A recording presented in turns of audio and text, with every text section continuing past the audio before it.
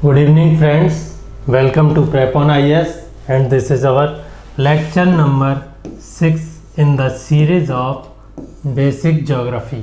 इससे पहले वाले चैप्टर में फिफ्थ चैप्टर में हमने देखा था कि अर्थ के मेजर डोमेन्स क्या है। मेजर डोमेन्स मतलब अर्थ पे एज ए प्लेनेट अगर आप आउटर स्पेस से देखेंगे तो क्या मेन चीज़ें दिखेंगी, तो वो बेसिकली तीन चीज़ें थी। एक तो था लिथोस्फीयर, ठीक है, बड़े बड़े फीचर्स। देन था एटमॉस्फेयर, अर्थ को जो एयर सराउंड की हुई है, एटमॉस्फेयर। देन था हाइड्रोस्फीयर, जो वाटर स्पेस से आपको ब्लू प्लेनेट भी कहते हैं इस वजह से, हाइड्रोस्फीयर। एंड फाइनली लाइफ या बायोस्फीयर, ठीक है।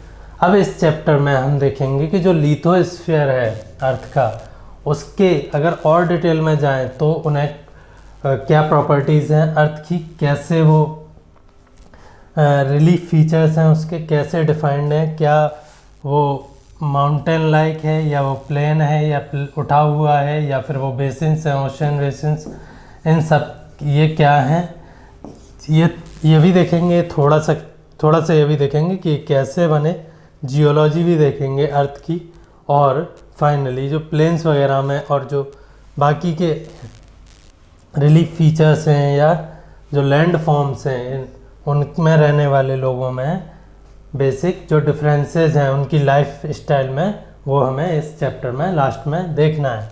तो चलो चैप्टर स्टार्ट करते हैं। अगर हम एनसीईआरटी के हिसाब से चलें तो लें, you will notice that the surface of the earth is not the same everywhere. अगर आप यूपी गए हैं तो आपको लंबे समय तक ट्रेन या बस से जिससे भी गए हैं वो दिखेगी कि ना तो कोई बहुत ऊंचा पहाड़ या पर्वत आ रहा है जिस पर ट्रेन चढ़ रही हो, वो एक प्लेन से एरिया में ट्रेन या बस खेतों के बीच से या सिटियों के बीच से निकलती है। लेकिन वहीं आप अगर मध्य प्रदेश या उत्तराखंड में गए हैं तो आपको दिखेगा कभी ऊंचाई हो रहा है लैंड, कभी नीचा हो रहा है। और अगर आप साउथ में चले जाओ मुंबई साइड से लेके तमिलनाडु तक या कहीं भी, तो आपको बार बार ये फीचर्स ऊंचे नीचे अर्थ सरफेस दिखती रहेगी। कभी बस माउंटेन पे चढ़ रही है, कभी उतर रही है। अगर यही उत्तराखंड हिमाचल प्रदेश में चले जाओ तो ये बहुत ज़्यादा है। तो ये आप सबने देखा है कि अर्थ की सरफेस सब जगह एक जैसी नहीं है, उसके कुछ डिफरेंट फीचर्स हैं जिन्हें हम माउंटेन्स बोल देते हैं डिपेंडिंग ऑन देयर हाइट। ज़्यादा है तो माउंटेन्स, हाइट कम है छोटी मोटी अंडुलेशंस हैं, मतलब कि चेंजेज हैं रिलीफ फीचर्स में अर्थ के में, तो उन्हें हम हिल्स बोल देते हैं। कुछ चीज़ों को बेसिन बोल देते हैं। लैंड पे ऐसे डिप्रेस्ड एरिया जिनमें पानी भर जाए या फिर वो खाली भी पड़ी हो पर वो बाकी के लैंड से नीचे हो, उन्हें बेसिन बोल देते हैं। लॉन्ग चेन ऑफ माउंटेन्स को, काफ़ी सारे माउंटेन्स हैं, अगर वो एक साथ हैं, एक रेंज में हैं, एक लाइन में लंबी दूरी तक हैं, तो उन्हें हम माउंटेन रेंज बोल देते हैं। प्लेटू, अगर कोई भाग उठा हुआ है धरती का और वो फिर प्लेन है और फिर नीचा है तो उसे प्लेटू बोल देते हैं। देन रिवर्स आपने देखी होंगी, गंगा से लेके गोदावरी और कावेरी तक, आपने इनमें से कोई ना कोई रिवर तो ज़रूर देखी होगी, आप किसी न किसी स्टेट में ट्रेवल ज़रूर किए होंगे, तो उनकी आपने ये भी देखी होंगी कुछ छोटी मोटी नदियाँ उनमें आके मिलती हैं मेन में, और फिर वो बड़ी नदी बन जाती है। और वो समुद्र से जहाँ मिलती है वहाँ भी कुछ अलग तरह के लैंड फॉर्म्स होते हैं कि बीच में लैंड है, फिर पानी है, फिर लैंड है, फिर वाटर है, जिन्हें हम डेल्टा या एस्चुरी बोल देते हैं डिपेंडिंग ऑन कि वो कैसे मिल रही है ना, जो सी या ओशन है या जो वाटर बॉडी है। लेक्स, ऐसे डिप्रेशंस जिनमें पानी भर गया है उन्हें हम लेक्स बोल देते हैं। ऐसा कोई पार्ट लैंड का जो कि वाटर में इंट्रूड कर रहा हो, वाटर में निकला हुआ हो, उसे हम पेनिनसुला बोल देते हैं। उस पार्ट को जो मेन लैंड से कनेक्ट कर रहा हो उसे हम इस्थेमस बोल देते हैं। ये सारी इस्थेमस और स्ट्रेट मैंने अभी आपको पिछले लेक्चर में भी बताई थी। स्ट्रेट वो जो दो वाटर बॉडीज़ को कनेक्ट कर रही हो। अगर वाटर के बीच में एक छोटा सा लैंड मास है तो उसे हम क्या बोल देते हैं, आइलैंड। तो ऐसे कई सारे फीचर्स हैं। प्लेन वो एरिया हैं जो कि ओशियन से या सी सरफेस लेवल से बहुत ज़्यादा ऊंचे नहीं हैं और वो बहुत ज़्यादा अंडुलेटिंग भी नहीं है या फ्लक्चुएट भी नहीं कर रहे हैं उनके रिलीफ। ठीक है, तो ये हो गया, ये इन्होंने पहले पैराग्राफ में बोल रखा है। Some parts of the lithosphere में भी रग्ड एंड सम फ्लैट, तो यही मैंने बात की। The earth has an infinite variety of land forms, कुछ इसमें दिखा रखे हैं और बाकी बहुत सारे हो सकते हैं depending from place to place. जहाँ जाओगे वहाँ वैसे land form, local land forms मिल जाएंगे। ये तो क्या है, जो कॉमन नेम्स हैं लैंड फॉर्म्स के वर्ल्ड अराउंड, वो यहाँ दे रखे हैं। अब इससे पहले कि हम जो इस बुक का जो सेकंड पार्ट है या सेकंड पैराग्राफ है उस पर मूव करें, उससे पहले मैं आपको कुछ बेसिक समझाना चाहता हूँ। उससे पहले एक और डिफरेंस देख लीजिए। हिल और माउंटेन में जनरली पूछ लेते हैं लोग कि क्या डिफरेंस है ना। बच्चे काफ़ी परेशान रहते हैं, किसे हिल बोलेंगे किसे माउंटेन बोलेंगे। तो हिल हो गया वो ऐसा उठा हुआ पोर्शन जो कि सी लेवल से जिसकी हाइट लेस देन 600 मीटर हो। ठीक है, हिलॉक भी बोल देते हैं इन्हें कभी। माउंटेन वो जो थोड़े और स्टीप हों, इनसे और मोर देन 600 मीटर हाइट हो, तो वो यहाँ लिख रखा है। फॉर एग्जाम्पल 8000 मीटर से ज़्यादा वाले माउंटेन, एक तो पिछले चैप्टर में मैंने बताया था आपको, माउंट एवरेस्ट है highest peak on the earth 8848 metre. उसके अलावा एक और मैं आपको बता देता हूँ जो सेकंड हाईएस्ट है, कश्मीर में है, लद्दाख या काराकोरम में भी बोल सकते हैं, K2 काराकोरम बोलते हैं, जिसकी पीक का नाम क्या है, गॉडविन ऑस्टिन है ना, ये लिख लीजिए। सेकंड हाईएस्ट पीक है वर्ल्ड में। ये भी आप हिमालय रेंज में तो नहीं बोल सकते, ट्रांस हिमालय है, लद्दाख या जो काराकोरम रेंज में है ये माउंटेन है। ठीक है, तो ये दो मैंने बता दिए और आपको सर्च करने हैं कम से कम 3। इंडिया में ही है कई सारे, आप सर्च कीजिए नेट पे मिलेंगे। ठीक है, अब जो इन्होंने बताया है, these landforms are a result of 2 processes. You will be amazed to know that the ground you are standing on is slowly moving. ये थोड़ा अमेजिंग चीज़ है और चौंकाने वाला और डराने वाला भी है कि आप जिस ग्राउंड पे खड़े हैं, जिसे आप हमेशा से स्टेडी मान रहे हैं, जिस बोलते हैं ना धरती हिल जाना, वो वाला काम हो जाएगा आपके लिए अगर ये जो बात सच है तो, और जो कि सच है।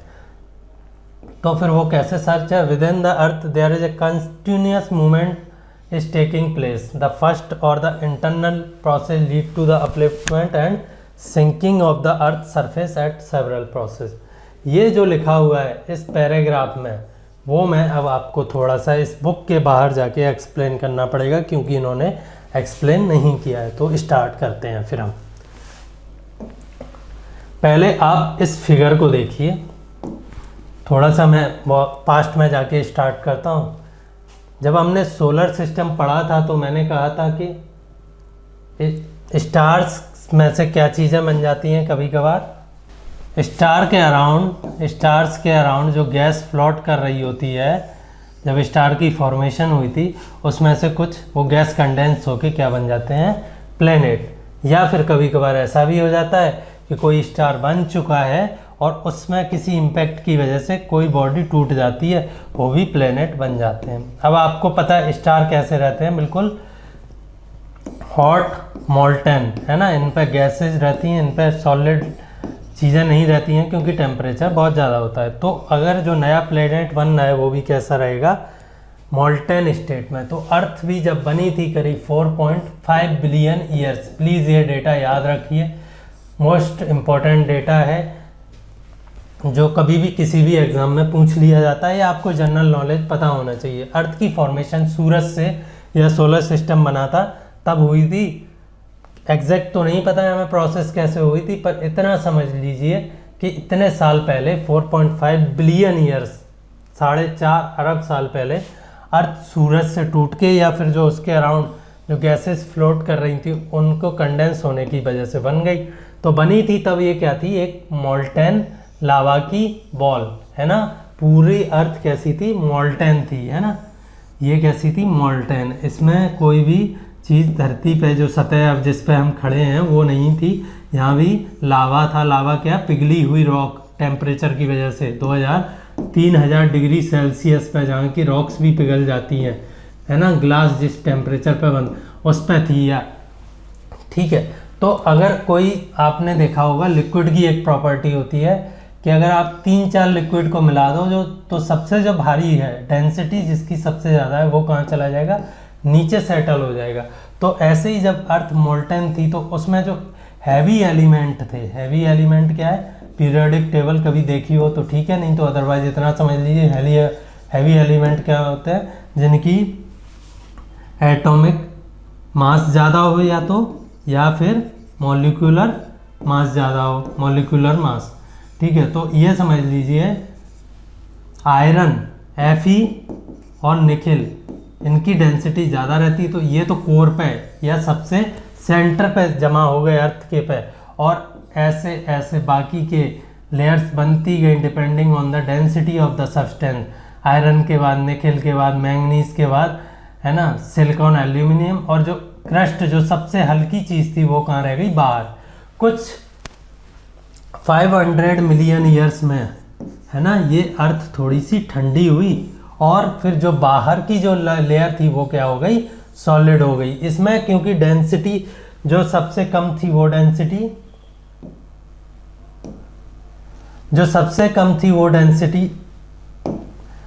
वाला सब्सटेंस सरफेस पे था, तो वो सब्सटेंस कौन से थे,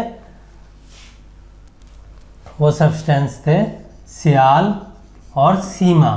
अब ये सियाल और सीमा क्या है, एक्सप्लेन करता हूँ आपको। तो सियाल है सिलिका SiO2, ठीक है, इतना समझ लीजिए, सिलिका प्लस Al2O3, ये। फिर सीमा, इसके नीचे जो सेकंड डेंसेस्ट मटेरियल था वो था सीमा। सीमा क्या था, silica SiO2 once again and manganese MgO2। तो ये सब्सटेंस कहाँ, अर्थ की जो क्रस्ट बनी, जो बाहर की जो लेयर थी जो कि ठंडी होकर जम गई थी पपड़ी की तरह। जैसे आलू में आप छिलका देख लीजिए, वो जितना पतला रहता है आलू के डायमीटर के हिसाब से, उतनी ही पतली लेयर करीब करीब यहाँ अर्थ पे बाहर जम गई, ठंडी होके वो सॉलिड हो गई। लेकिन इसके अंदर का जो मटेरियल था वो कैसा है अभी भी, या तो वो मोल्टेन है या फिर अगर वो सॉलिड भी है तो वो काफ़ी हाई टेम्परेचर पे है, तो वो मूव कर सकता है, ठीक है। तो ये मूव कर रहा है, तो इससे एक क्रस्ट, जो सॉलिड क्रस्ट ऊपर जमी हुई है, पपड़ी जमी हुई है पतली सी, एज कम्पेयर टू दिस, ये तो कुछ भी नहीं है ना, as compare to this diameter radius of the earth to the centre, ये जो क्रस्ट की जो थिकनेस है वो तो कुछ भी नहीं है। मैंने बताया था आपको पिछले लेक्चर में, वो कितनी है, करीब 10 से 100 किलोमीटर, और जो इसकी रेडियस है वो करीब कितनी है, 6300 किलोमीटर। अगर क्रस्ट को छोड़ दें 100 किलोमीटर को, तो वैसे तो 6400 है, तो 6300 किलोमीटर, 6300 किलोमीटर। तो अब अगर इसमें कोई मटेरियल मूव करता है अंदर तो ये क्रस्ट क्या है, टूटती फूटती रहेगी। एक तो ये कंसेप्ट हो गया, ठीक है। तो इससे ये जो क्रस्ट में जो कंटिनेंट्स हैं जिन पे हम बैठे हुए हैं, मान लो ये अमेरिका रहा, ये साउथ अमेरिका रहा, है ना, और ये यूरोप रहा, ये अफ्रीका रहा, ये सब क्या है, जैसे जैसे अर्थ के इंटरनल मटेरियल इधर उधर होता रहेगा वैसे वैसे ये भी इधर उधर मूव करते रहेंगे, कभी इधर कभी उधर, करीब करीब बहुत स्लो रेट पे 1 सेंटीमीटर पर ईयर से लेके कितना, मैक्सिमम 7 सेंटीमीटर पर ईयर। अभी ऑब्जर्वेशन यही बताते हैं। ये हो गई एक चीज़। सेकेंड, जैसे जैसे अर्थ ठंडी हो गई, क्रस्ट बन गई, ये बन गई क्रस्ट, पपड़ी बन गई, इसकी जम गई, देन इस पर फिर लाइफ का फॉर्मेशन स्टार्ट होने लगा। देखिए आप, जो अर्लीस्ट थे, अर्लीस्ट लाइफ का जो जेनेसिस है, अर्ली ब्लू ग्रीन एल्गी, है ना, साइनोबैक्टीरिया जिसे बोलते हैं हम, वो करीब 3.5 billion years from present. Ago form हो गई थी और लाइफ का ओरिजिन तो करीब 4 बिलियन ईयर्स अगो हो गया था। डायनासोर मैंने पिछले लेक्चर में बताया था, पिछले में, कि ये कब मर गए थे, 65 मिलियन ईयर्स अगो। तो ये अर्थ की जो जियोलॉजिकल हिस्ट्री है जो करीब 4.5 अरब साल की है, 4.5 बिलियन ईयर्स की है, उसमें डायनासोर की एज या हमारी एज बिल्कुल नेग्लिजिबल है। इसको हम क्या बोलते हैं, geological time scale, geological time scale. ठीक है, ये लिख लीजिए आप, ये सारी चीज़ें इंपॉर्टेंट हैं, बाद में भी हायर क्लासेस में भी पढ़ेंगे, पर विदाउट ये सब बताने की ये चैप्टर पॉसिबल नहीं था। आपको समझ में नहीं आता कि ऐसा कैसे हो रहा है, ये कैसे मूव कर रहा है, आपको लगता है झूठ बोल रहे हैं क्या, क्या प्रॉब्लम है, तो ये इसलिए मैंने आपको बताया। तो ये डायनासोर या बड़े जो मैमल्स की हिस्ट्री है वो अर्थ की हिस्ट्री में ना के बराबर है, जरा सी है ये हिस्ट्री। ठीक है, 1 बिलियन ईयर्स की भी नहीं है। डायनासोर वगैरह 500 मिलियन ईयर्स के बाद अपीयर हुए हैं। बेसिकली अगर आप देखोगे तो 220 मिलियन ईयर्स अगो से डायनासोर अपीयर हुए और कब जाके ख़त्म हो गए, 65 मिलियन ईयर्स अगो। तो ये हमारी हिस्ट्री अगर ह्यूमंस की देखें हम, मॉडर्न है होमोसेपियंस की, जब चलने वाले हैं 2 पैर पे, उतना बड़ा ब्रेन है, वो करीब सिर्फ 1 लाख ईयर्स की है, उससे ज़्यादा नहीं है। ठीक है, तो ये हो गया। और थोड़ा सा हम इंटरनल स्ट्रक्चर को देख लेते हैं अर्थ के को, उससे आपको क्लियरिटी और आएगी। ये अर्थ की कोर को आप जैसे सेब को ना, एक कभी तरबूज को काट के दिखाया उसने आपको टेस्ट करने के लिए, तो आपको दिखेगा कि एक बाहर तो एक ग्रीन सी लेयर है, अंदर कैसा हो, रेड मिलेगा। तरबूज तो टेम्परेचर की वजह से रेड नहीं होता है, उसके मटेरियल की वजह से रेड होता है, लेकिन अर्थ टेम्परेचर की वजह से आग जल रही है इसमें, अंदर आप एक तरह रेड होती है। इसमें अगर आप एक स्लाइस निकालें कोर तक, बिल्कुल इसके सेंटर तक, तो उसमें आपको 3 लेयर मिलेंगी। एक तो इनर कोर, बेसिकली 4 कह लीजिए, एक क्रस्ट हो गई जो सॉलिड लेयर जिस पे हम खड़े हैं या फिर पानी भरा है या फिर माउंटेन्स हैं, ये हमने पिछले लेक्चर में भी बात की थी। यहाँ पे जहाँ माउंटेन्स हैं ये क्रस्ट कमज़ोर होती है, इसका क्या सिग्निफिकेंस है बाद में देखेंगे। ठीक है, और जहाँ ओशंस है वहाँ ये क्रस्ट थिन होती है ना, थिन क्रस्ट होती है, इस वजह से थिन क्रस्ट होती है, इस वजह से क्या है, यहाँ जल्दी वल्केनोस निकलने लगते हैं ओशियंस में। माउंटेन्स के नीचे ये क्रस्ट मैक्सिमम, माउंटेन्स के नीचे क्रस्ट मैक्सिमम थिकनेस होती है, तो ये वल्केनिज्म एक लिमिट के बाद माउंटेन्स के नीचे कम हो जाता है। देन तो एक तो हो गई क्रस्ट, देन हो गया मेंटल मेजर पोर्शन जो कि कैसा है, मोल्टेन है। ठीक है, इसमें जो क्रस्ट में तो सियाल और सीमा हो गए, silicon aluminium, silica plus Al2O3, और सीमा सिलिका प्लस मैग्नीशियम हो गए Mg2O3। ठीक है, फिर अपन नीचे आ जाते हैं तो इसमें और थोड़े हैवी मटेरियल मिलेंगे, और कोर में आपको हैवी मटेरियल मतलब बेसिकली मेटल्स मिलेंगे आपको। इसका क्या सिग्निफिकेंस है अभी देखते हैं। और कोर में आपको मैक्सिमम निकेल और आयरन की बनी हुई है कोर, उनकी डेंसिटी की वजह से और हैवीनेस की वजह से। थोड़ा सा और देखते हैं इसे। इस बुक में आगे क्या है, वल्केनिज्म की बात की गई है।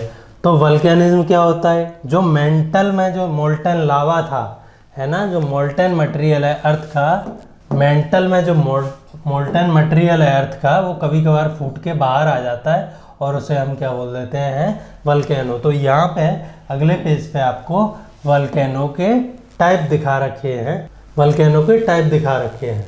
ठीक है, जैसे कि अगर ये जो मोल्टन लावा है, ये इसकी फ्लूइडिटी बहुत ज़्यादा है, विस्कोसिटी नहीं है, पानी जैसा है बिल्कुल, इजीली फ्लो कर रहा है, तो ये जाएगा और फिर ये पतली पतली लेयर ऐसे बनाते जाएगा।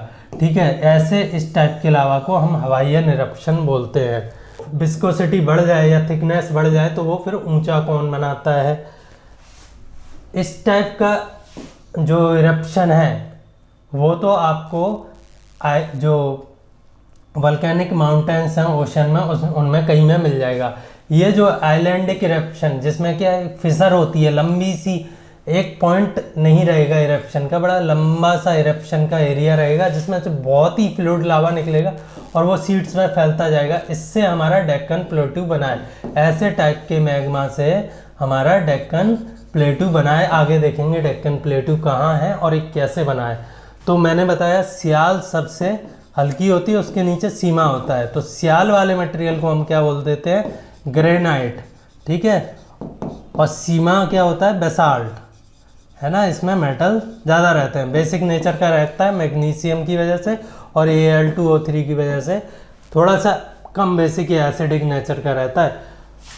तो जो डेक्कन प्लेटू है वो सीमा या बेसाल्ट से बना हुआ है, ठीक है। और कई सारे टाइप के आपको वोल्केनिक इरप्शन यहाँ दिए हैं डिपेंडिंग ऑन दी। ये स्ट्रोम्बोलियन इरप्शन, ये स्ट्रोम्बोलियन एक वल्केनो है। अगर बाकी के जो कि एंशिएंट टाइम से ऑब्जर्व करते आ रहे हैं, बाकी के वल्केनो इसके जैसे हैं तो उन्हें स्ट्रोम्बोलियन बोल देते हैं। तो बेसिकली दो टाइप के आप देख लीजिए, एक तो बिल्कुल थिन रहेगा जो प्लेट्स में सीड्स में हॉरिजॉन्टली स्प्रेड करेगा, और एक बहुत ऊंचा रहेगा क्योंकि वो जो मटेरियल निकल रहा है वो बहुत थिक है ना, और वो स्प्रेड नहीं कर रहा है। आप पानी का हिल नहीं बना सकते हैं लेकिन आप रेत का बना सकते हैं। तो रेत हो गई थिक वाला और पानी हो गया ये थिन वाला मटेरियल। तो ये वल्केनो हो गए। अब वल्केनो वैसे तो कहीं भी निकल सकते हैं, पर मैक्सिमम क्या नाम है, मेंटल से आप कहीं भी निकल सकते हैं वल्केनो, पर मैक्सिमम कहाँ निकलते हैं वो हम आगे बात करते हैं। इससे जैसे मैंने बोला कि वल्केनो वैसे तो कहीं भी निकल सकते हैं लेकिन मैक्सिमम कहाँ निकलते हैं वो हम बात करते हैं। तो मैंने बोला कि क्रस्ट क्या है, अर्थ में एक पपड़ी की तरफ है, एक बहुत ही थिन लेयर जो कि सॉलिड है, और उसके नीचे एक बहुत ही थिक किस चीज़ की लेयर है, मोल्टेन लावा की या सेमी मोल्टेन, है ना। ये मोल्टेन है या फिर आप इसे कह लीजिए सेमी मोल्टेन है, ये सेमी मोल्टेन कह लीजिए। तो ये क्या है, जरा सी भी इसमें हलचल होगी तो ये पपड़ी या फिर ये जो लेयर है वो टूट जाएगी, फ्रैक्चर हो जाएगी। अगर कहीं बहुत ज़्यादा एक्टिविटी है अर्थ के अंदर, एक्टिविटी इन द सेंस, किस सेंस में एक्टिविटी है, एक्टिविटी इन द सेंस कि वहाँ पे जो ये मोल्टेन लावा है वो बिल्डअप हो रहा हो, एनर्जी ज़्यादा हो, वो बाहर आने की कोशिश कर रहा हो। ये दो वजह से हो सकता है। या तो यहाँ पे जो ट्रैप्ड मटेरियल है वो क्या है, लोअर डेंसिटी का है। तो जैसे पानी में फंसे एयर के बुलबुले अपने आप ऊपर उठते हैं, वैसे ये भी ऊपर उठना चाहेगा। या फिर क्या हो सकता है कि यहाँ पे कुछ रेडियो एक्टिव प्रोसेस चल रही हो जिससे कुछ एनर्जी निकल रही हो और वो टेम्परेचर बढ़ा के इसकी डेंसिटी को कम करके ऊपर भेज रही हो। तो ये कुछ प्लेट्स को बीच में से ब्रेक करेगी, है ना। जनरली ये कहाँ होता है ब्रेक, जहाँ ओशियन की वो क्रस्ट रहती है। मैंने बताया माउंटेन के नीचे जो क्रस्ट है वो बड़ी मोटी है, ओशन के नीचे वो इजीली ब्रेकेबल है। तो वहाँ से फिर ये निकलना स्टार्ट हो जाता है और वहाँ लंबी लाइन में, एक लंबी लाइन में निकलता रहेगा। यहाँ से निकल रहा है, यहाँ से निकल रहा है, निकल रहा है। उनको हम तो वो क्या है, एक छोट हिली सा एरिया बना देंगे यहाँ ओशियन में अंडर वाटर, उन्हें हम क्या बोल देते हैं, ओशियनिक रिज या मिड ओशियनिक रिज। अब ये कहीं क्रस्ट कहीं बन रही है, यहाँ से यहाँ पे आ रहा है मटेरियल, यहाँ पे सॉलिडिफाई हो रहा है, तो ये कहीं जा भी रही होगी। तो ये फिर ये जो है मेंटल प्लूम जिसे बोलते हैं, ये कन्वेक्शन ऐसे हो रहा है ना, इसे क्या बोलते हैं, कन्वेक्शन। ठीक है, ये कन्वेक्शन कैसे हो रहा है, तो ये इस प्लेट को अपने साथ लेके जाएगी। लेके जाते वक्त ये प्लेट ठंडी होती जाएगी और इसकी डेंसिटी क्या होती जाएगी, बढ़ती जाएगी, बढ़ती जाएगी। तो इधर कोई प्लेट होगी। अब अर्थ की सरफेस तो कांस्टेंट है, उस पर ये तो ऐसा तो है नहीं यहाँ से निकल रहा है तो ये पूरा बढ़ता है। तो कहीं ना कहीं जाके या तो ये किसी नीचे प्लेट के चली जाएगी या कोई प्लेट इसके नीचे चली जाएगी। To maintain the surface area of the earth as constant, वो तो कांस्टेंट ही रहेगा। तो जहाँ ये किसी प्लेट के नीचे धंस रही है उसे हम क्या बोल देते हैं, सबडक्शन जोन। याद रखने की ज़रूरत नहीं है, सिर्फ कंसेप्ट बता रहा हूँ, आप समझिए। और क्योंकि जब धंस रही है तो वहाँ बेसिकली ऐसे धंस रही है, तो यहाँ ये भी बैंड होगी, इसमें भी फ्रैक्चर होंगे, इसमें भी फ्रैक्चर होंगे। पपड़ी बहुत छोटी सी है इस डायमीटर के लिए, जो मेंटल के लिए। तो यहाँ फ्रैक्चर होके कुछ दरारें पड़ जाती हैं अर्थ में, अर्थ की क्रस्ट में, और वो काफ़ी डीप भी हो जाती हैं। उन दरारों में से एक है मैंने अभी बात की थी पिछले लेक्चर में मरियाना ट्रेंच की, है ना, की थी। तो ऐसी एक दरार है मरियाना ट्रेंच पैसिफिक ओशन के वेस्ट में, जापान की साइड, जापान के ईस्ट में। वो इतनी गहरी है, कितनी गहरी है, करीब 11 किलोमीटर की, exact data 11 kilometre and 22 metre, ठीक है, 11,022 मीटर है। तो ये इससे हमको पता चल गया कि भाई कैसे अर्थ की जो क्रस्ट है, जो कि एक थिन सी लेयर है इस as compare to this mantle and core के कंपैरिजन में एक थिन सी क्रस्ट है, उसको ये जो मेंटल की जो एक्टिविटी है वो कैसे भी किसी भी डायरेक्शन में अपने हिसाब से मूव करवा सकती हैं, नचा सकती हैं। तो इसीलिए जो बोला था कि जो जिस अर्थ पे आप रह रहे हो वो क्या हो रही है, अभी वो मूव हो रही है, लेकिन ये एक्टिविटी बहुत स्लो होती है और जब तेज़ होती है तो उसे हम क्या बोल देते हैं, अर्थक्वेक्स। तो अर्थक्वेक भी बोल देते हैं, या फिर मान लो यहाँ कभी ऐसा हुआ कि इस पॉइंट पे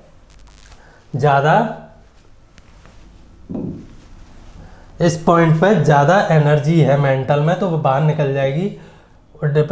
इससे मतलब नहीं रहेगा कि वो कन्वेक्शन कहाँ है, तो उसको हम क्या बोल देते हैं, हॉट स्पॉट। ऐसी जगह जहाँ की बीच प्लेट में कोई एक सिंगल पॉइंट वल्केनो हो, उसे हम क्या बोल देते हैं, हॉट स्पॉट। याद करना है, कर लीजिए, आगे हायर स्टडी जब हम 11-12 पढ़ेंगे तब सारी चीज़ें पढ़ेंगे, पर ये 6th की NCERT में भी अच्छा दे रखा है तो मुझे लगा यहीं बता देता हूँ।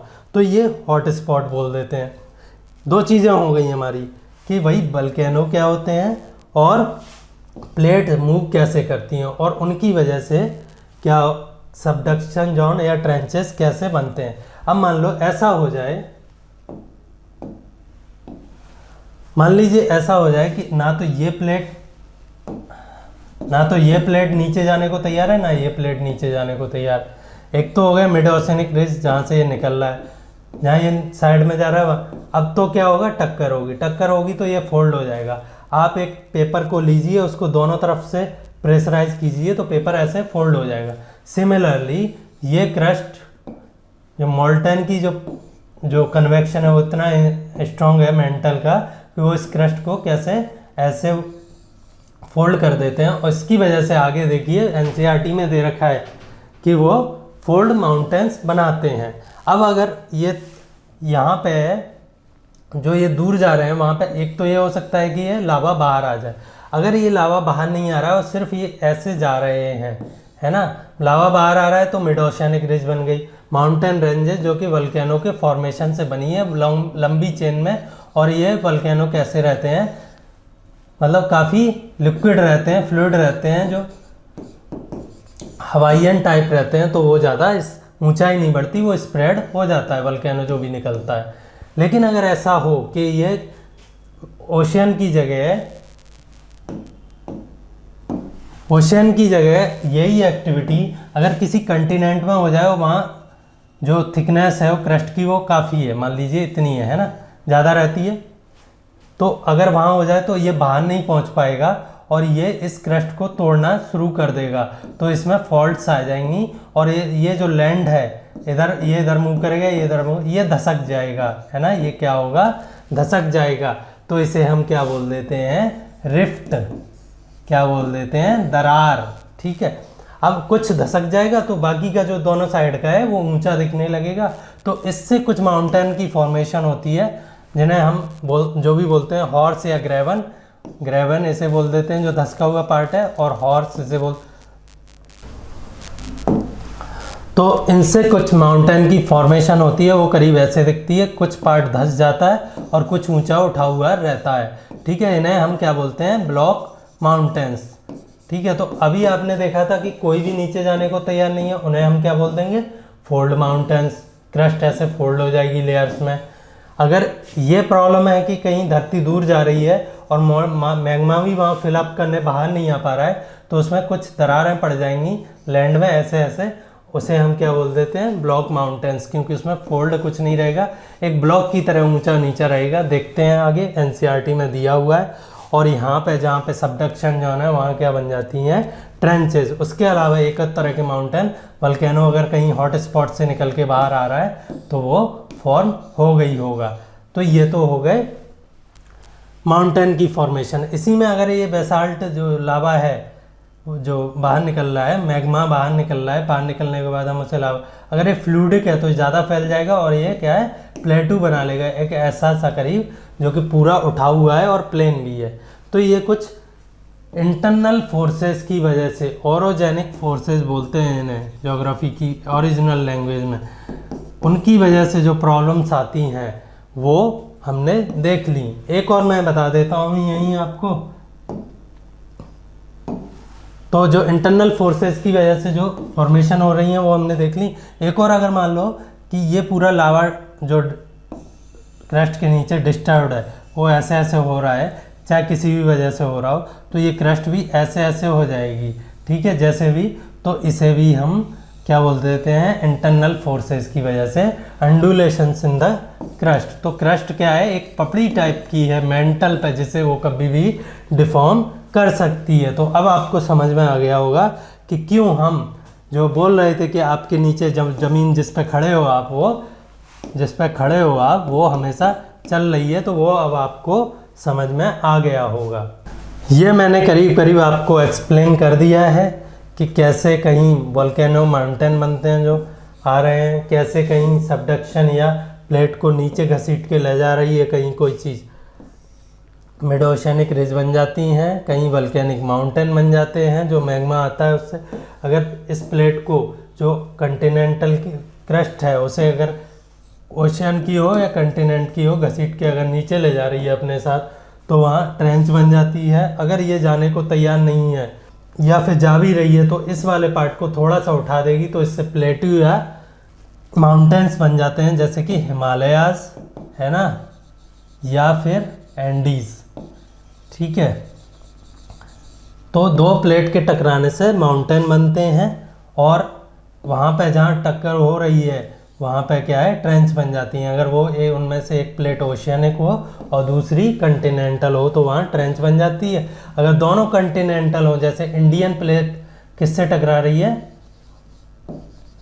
इंडिया की जो कंटिनेंटल प्लेट है वो एशिया से टकराई, तो फिर पूरे में ही माउंटेन बन जाएगा और ये वाला पोर्शन इसके नीचे जाने की वजह से थोड़ा सा उठ जाएगा। तो ये प्लेटू, तिब्बतन प्लेटू और हिमालय की फॉर्मेशन को हम यहाँ से एक्सप्लेन कर सकते हैं। तो ये हो गया और डिटेल उसी में जो मैंने आपको बताया। अब और देखते हैं इस फिगर में थोड़ा सा अर्थ की जो कंटिनेंट्स का मूवमेंट है। कंटिनेंट्स जनरली लो डेंसिटी के मटेरियल से बने होते हैं, इसलिए वो जनरली जब भी प्लेट सबडक्शन हो रही होती है तो वो कंटिनेंट ओशियन की ही सबडक्शन होती है, कंटिनेंट की नीचे जाती नहीं है। तो वो बिलियंस ऑफ ईयर से अब हैं, कंटिनेंट वाला जो पोर्शन है वो बिलियंस ऑफ ईयर्स से अर्थ की सरफेस पे ही है, वो कभी धंसा नहीं है मेंटल में। तो इसीलिए कंटिनेंट की आप देख लीजिए करीब 250 मिलियन ईयर्स अगो जब डायनासोर का उदय हो रहा था धरती पे, है ना, तब से लेके अब तक कैसे इनकी फॉर्मेशन, शेप वगैरह कौन किसके साथ है, पहले ये सब साथ थे, फिर ये टूटे, फिर और टूटे, फिर ये बनते गए, अभी प्रेजेंट पोजीशन ये है। तो आप समझ गए कि हम मूव कर रहे हैं 250 मिलियन ईयर्स में, हम यहाँ से यहाँ पहुँच गए। जिस धरती पे हम खड़े हैं वो हमारे पैरों के नीचे से खिसक रही है, डरिए मत, ठीक है, इतनी भी कोई प्रॉब्लम की बात नहीं। ये थोड़ा सा अभी जो प्रेजेंट प्लेट्स हैं उनका मूवमेंट दिखा रखा है।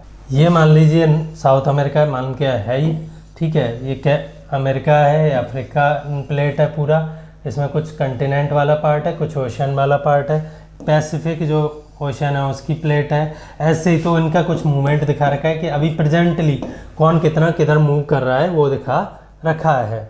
देखिए इंडो ऑस्ट्रेलियन प्लेट अभी भी किधर मूव कर रही है, एशिया की तरफ, और यहाँ टकरा के क्या बने हैं, हिमालयास। याद रखिए बड़ी इंपॉर्टेंट चीज़ है कि एशिया से टकरा के इंडिया वाला जो पोर्शन है, इंडियन पेनिनसुलर इंडियन वाला पोर्शन है, उसने हिमालय से टकरा के क्या बना दिए, उसने एशिया से टकरा के क्या बना दिए, हिमालयास। तो ये याद रखिए, हमारे काम का पॉइंट है। मैंने अभी बात की थी आपसे कि अगर कोई जो मेंटल प्लूम्स हैं अगर वो ऐसे और ऐसे किसी कंटिनेंट की प्लेट के नीचे, जो कि काफ़ी मोटी है continental crust as compare to oceanic crust, और उससे हल्की भी है, अगर ऐसे ऐसे कोई मेंटल प्लूम आके इसे ऐसे ड्राइव कर रही हो और बाहर नहीं निकल पा रही हो, तो कहीं पे तो ज़मीन धंस जाएगी यहाँ पे, और इधर की ज़मीन उठी रह जाएगी। वही हो रहा है अभी प्रेजेंटली कहाँ, अफ्रीका का जो पोर्शन है, ये देखिए अफ्रीका का ये वाला पोर्शन दिखा रखा है हमने, ईस्ट या नॉर्थ ईस्ट वाला, उसमें क्या हो रहा है, ये देखिए ये टूट के यहाँ से प्लेट टूट रही है और धंस रही है, और धंसने की वजह से यहाँ कुछ डिप्रेशंस बन गए हैं, उनमें कुछ इम्पोर्टेंट लेक्स बन गई हैं, जिनमें से एक लेक में से क्या निकलती है, ये जो लेक विक्टोरिया है उसमें से कौन सी नदी निकलती है, दुनिया की सबसे लंबी नदी रिवर नाइल। ठीक है, तो ये हमने पिछले लेक्चर में भी नाइल का जिक्र किया था, और आज मैंने अभी उसका मैप भी बता दिया कि वो कहाँ से निकल रही है और क्यों वहाँ जो लेक है वो बनी है। इस पूरे कितना बड़ा एरिया है ये, समझ लीजिए आप 10,000 किलोमीटर के करीब का एरिया है जिसमें ये चीज़ दिख रही है हमें। तो अभी जिसकी बात कर रहे थे हम कि रिफ्ट वैलीज बन जाती हैं, है ना, किसकी वजह से, कि अगर कंटिनेंट वाला पोर्शन सेपरेट हो रहा हो कहीं, विदाउट लावा नहीं निकल पा रहा हो इसमें बाहर, तो फिर ये इधर मूव करेगा, इधर मूव करेगा और ब्लॉक माउंटेन्स बन जाते हैं। तो ये अफ्रीकन रिफ्ट वैली का एक फोटोग्राफ है, एरियल फोटोग्राफ, मतलब एयर से लिया हुआ। तो देखिए आप, ये ऊंचा है, फिर ये सीढ़ी टाइप का, फिर ये नीचा है, और फिर ये वैली बन गई है। तो ये उसका रियल इमेज है, रियल मैनिफेस्टेशन है उस चीज़ का, जो कि जियोलॉजिकली इंटरनली हो रही है अर्थ में। ठीक है, अब हम आ जाते हैं अपने चैप्टर पे। अब हम सारी चीज़ें लगभग हमने देख ली हैं, अब हम जो भी वहाँ चीज़ें लिखी हैं उन्हें समझ पाएंगे और एक्सप्लेन कर पाएंगे कि कौन सी चीज़ क्यों हो रही है, वो हम यहाँ एक्सप्लेन कर सकते हैं। तो फर्स्ट फोर्स तो हमने देख लिया, ठीक है। सेकेंड फोर्स बहुत सिंपल है, उसको आपको ज़्यादा डीप में नहीं जाओगे तब भी समझ सकते हो। तो एक तो हो गया इंटरनल फोर्स, पहला जो फोर्स था वो इंटरनल फोर्स था। वो किसकी वजह से, जो भी अर्थ के इंटीरियर में, चाहे वो डेंसिटी की वजह से प्रॉब्लम आ रही हो या फिर वो रेडियो एक्टिविटी की वजह से, हाई एनर्जी की जो लावा की जो प्लूम्स हैं या फिर कन्वेक्शन करंट्स हैं, वो कोई प्रॉब्लम कर रहे हो या मूव कर रहे हो अर्थ की क्रस्ट को, तो वो उसे डिफॉर्म या कोई पर्टिकुलर शेप दे सकते हैं। ठीक है, माउंटेन से लेके वैली तक। और दूसरे फोर्सेस हैं कि एक बार जब ये माउंटेन और वैली बन गए तो फिर आप इन पर बरसात भी होगी, क्या होने वाला है, इन पर वाटर गिरने वाला है। तो माउंटेन को तो वाटर क्या करेगा, इरोड करेगा, और वैली को भरेगा। जो मिट्टी जाएगी वो वैली में सेटल हो जाएगी और माउंटेन से कहाँ से इरोड होके जाएगी। विंड भी सेम यही काम करेगी।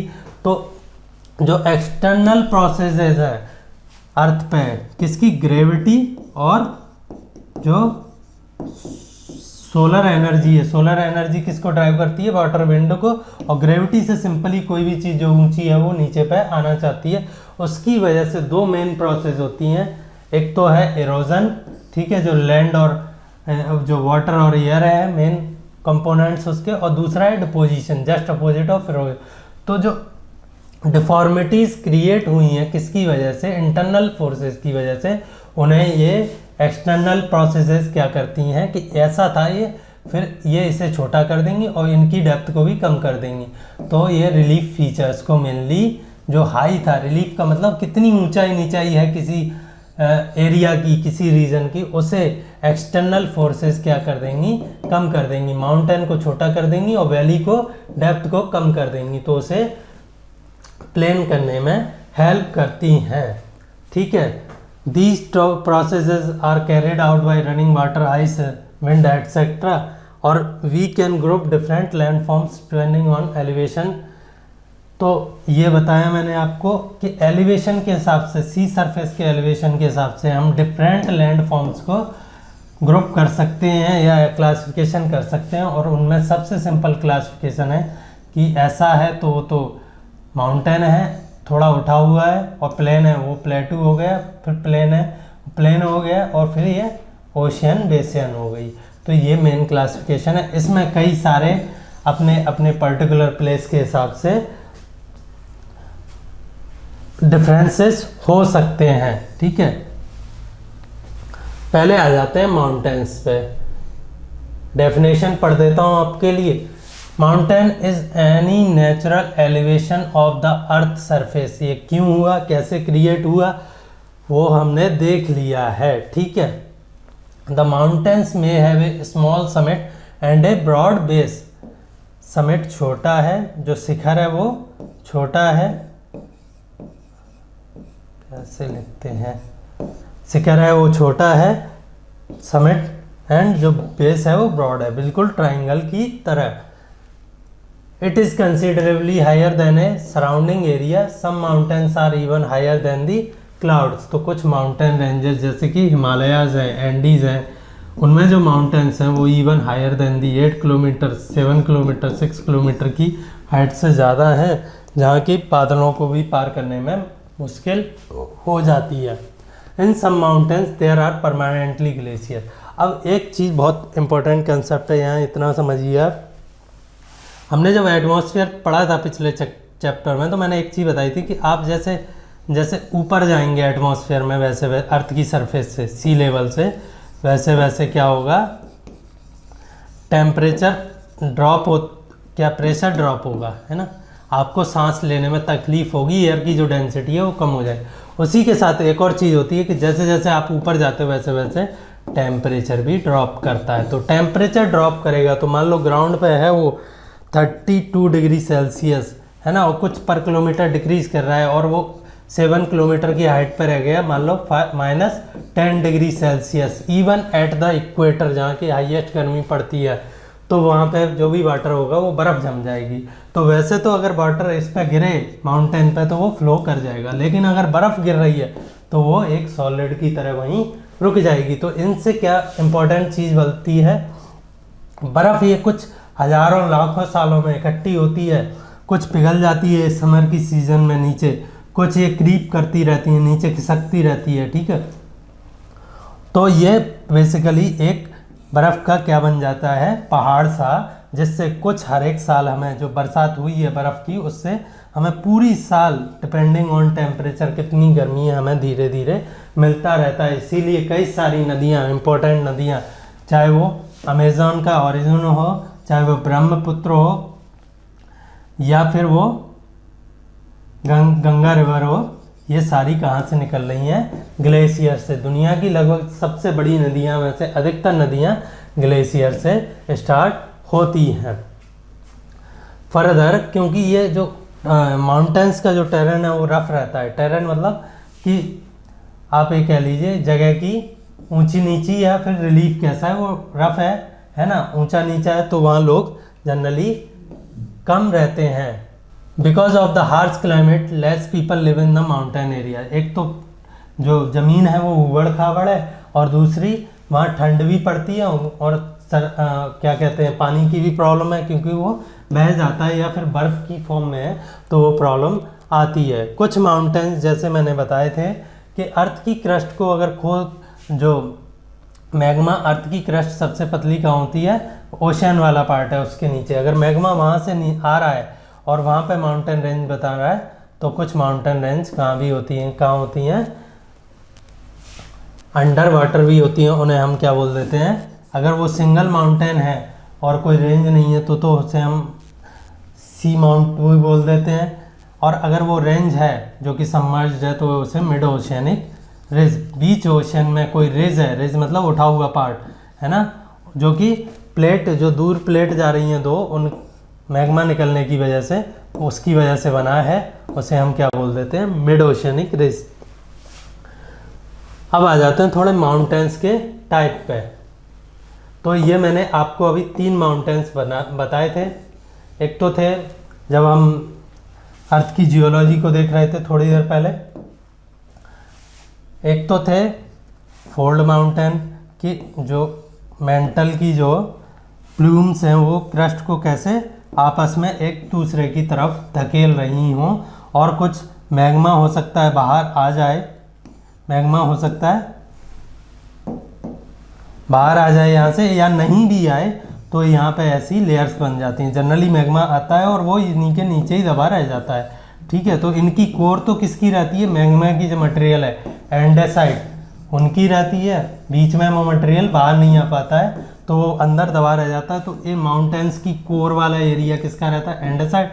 और ये जो एरिया है ये किसका रहता है, सियाल, जो अभी पढ़ा था हमने कि अर्थ की क्रस्ट में जो कंटिनेंटल क्रस्ट है उसमें मैक्सिमम मटेरियल क्या रहता है, सियाल। इसमें थोड़े से मिनरल ज़्यादा रहते हैं क्योंकि ये अर्थ के मेंटल से आया है और डेंसिटी की वजह से जो मेटल्स हैं वो कहाँ अर्थ के अंदर ज़्यादा सेटल होने की कोशिश करते हैं rather than on its surface. Density जो मिनरल बोल रहा हूँ मैं, मेटल्स, ठीक है, डेंसिटी की वजह से मेटल थोड़े से अर्थ में अंदर सेटल होते हैं एज़ कम्पेयर टू जो नॉन मेटल्स हैं, सिलिकॉन वगैरह, ऑक्सीजन वगैरह, उन सब के कंपैरिजन में, ठीक है। तो इनका कोर किसका बना रहता है, एंडेसाइट का, और बाकी का जो ये है ये सियाल या जो ऑलरेडी जो मटेरियल है कंटिनेंट का जो फोल्ड हो रहा है, यहाँ देखिए फोल्ड हो रहा है, उसका रहता है। ये जो कोर है ये कहाँ से, मैग्मा आ रखा है, ठीक है।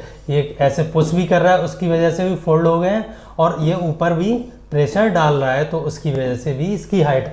इसका सबसे बढ़िया एग्जाम्पल जो है ये जो फोल्ड माउंटेन्स का वो है Himalayan mountain ranges, Himalayan mountain ranges इसका हिमालयन। देन एंडीज जो सबसे लंबी माउंटेन रेंज है वर्ल्ड में वो भी यही है। अगर आपको पूछा जाए कि सबसे बड़ी माउंटेन रेंज वर्ल्ड में कहाँ है तो बेसिकली एंडीज आंसर गलत होगा। ऑनेस्टली ज्योग्राफी में कुछ कुछ चीज़ें कन्वेंशन के हिसाब से मानते हैं और एंडीज़ को सही मानेंगे अगर आप एग्जाम, पर हकीकत देखा जाए तो मैंने जो अभी मिड ओशियनिक रिज की बात की थी जहाँ की लावा निकल रहा है और पूरी प्लेट्स को सेपरेट कर रहा है और रिज बन रही है, जो माउंटेन रेंजेस हैं ये करीब 40,000 किलोमीटर 40,000 किलोमीटर की माउंटेन रेंजेस हैं जो कि पूरे वर्ल्ड में एक दूसरे से कनेक्टेड हैं, जो कि अंडर वाटर हैं। तो एंडीज वगैरह जो सात आप कह लीजिए मैक्सिमम कितने किलोमीटर, हिमालय तो हो गए 2,500 किलोमीटर, एंडीज अगर होगा मैक्सिमम तो 3,500 किलोमीटर होगा, मुझे एग्जैक्ट डेटा नहीं पता है। और इसका कंपैरिजन आप 40,000 से कहीं नहीं कर सकते हैं। लेकिन अगर माउंटेन रेंज की बात करते हैं तो वो हम बेसिकली लैंड वाले माउंटेन की बात कर रहे हैं, इसलिए एंडीज आंसर सही हो जाता है। अब मैंने एक और बात की थी हॉट स्पॉट वल्केनो की, ऐसा वल्केनो जो कि प्लेट बाउंड्री ना हो, वहाँ प्लेट को चीर फाड़ करके मैग्मा पूरे लंबी जगह पे बाहर ना निकल रहा हो बल्कि सिर्फ एक ही स्पेसिफिक जगह पे बीच प्लेट में बाहर निकल रहा हो, हॉट स्पॉट वल्केनो। ऐसा ही पैसिफिक प्लेट में, पैसिफिक ओशन की जो प्लेट है जिस पर पानी भरा हुआ है उसमें बीच में एक वल्केनो है, वैसे तो कई सारे हैं, उनमें से एक है मौना किया, हवाई आइलैंड जिस वल्केनो की वजह से बने हैं। हवाई की हमने बात परसों भी की थी एस्ट्रोनॉमी में। वो क्या है, एक हॉट स्पॉट वल्केनो है और उसकी हाइट जो है सी लेवल से लेके जहाँ से मान लो ये सी सरफेस थी, जहाँ पे यहाँ से पानी भर रखा है, ये सी का लिथोस्फीयर है जिस पर पानी भर रखा है, रॉक है। अगर इसकी हम पूरी हाइट टोटल कैलकुलेट करें जो इसकी तलहटी है तो वो कितनी है, 10,250 मीटर, 205 मीटर, जो कि higher which is higher than the height of Mount Everest, ठीक है। तो अंडर वाटर जो माउंटेन्स हैं वो कई सारे इवन माउंट एवरेस्ट से भी ऊंचे हैं। ये बहुत इंटरेस्टिंग फैक्ट है। तो अब आप मान लीजिए ये फोल्ड माउंटेन्स की मैंने बता दी, चेन्स बन जाती हैं जब दो प्लेट आपस में टकरा रही होती हैं। तो ये हमने जियोलॉजी में जब स्टार्टिंग में ही मैंने आपको बता दिया कि आप जब इसे पढ़ें तो कोई प्रॉब्लम ना हो। माउंटेन्स में भी arrange in a line known as a range, इसको अगर अरेंज इन ए लाइन है तो हम इन्हें क्या बोल देते हैं, for example Himalayan mountain range, ठीक है।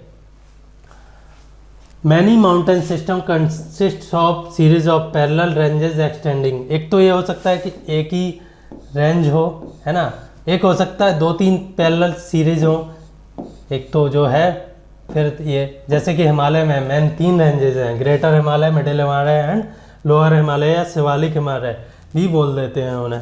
द हिमालय द आल्प्स, ठीक है, कहाँ है, यूरोप में, जहाँ की स्विट्जरलैंड आपने जगह फेमस है, पूरी बॉलीवुड की मूवीज़ पहले 90s में वहीं शूट होती थी, वो आल्प्स में ही है। The Andes north America, south America में है।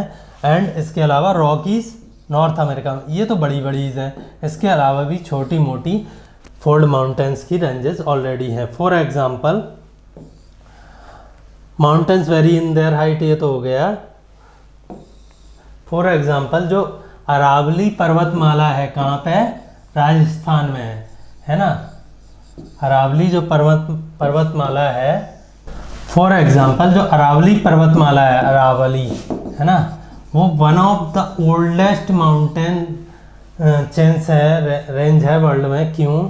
अब वो, लेकिन उसकी ऊंचाई तो कम है। वो ऐसे वो बनी थी करीब 2.7 बिलियन ईयर्स अगो, जब ये इंडिया वाला पोर्शन जो अभी ऐसे है, यहाँ पे अरावली है, ये किसी इधर वाली चीज़ से टकराया होगा। लेकिन 2.7 बिलियन ईयर्स में जो एक्सटर्नल फोर्सेस हैं, रनिंग वाटर और विंड के, उन्होंने इसकी हाइट को कम कर दिया है और वहाँ जो वैली बनी थी उनको फिल अप कर दिया है। तो ये one of the oldest mountain ranges in the world है। ठीक है, ये भी याद रखिएगा।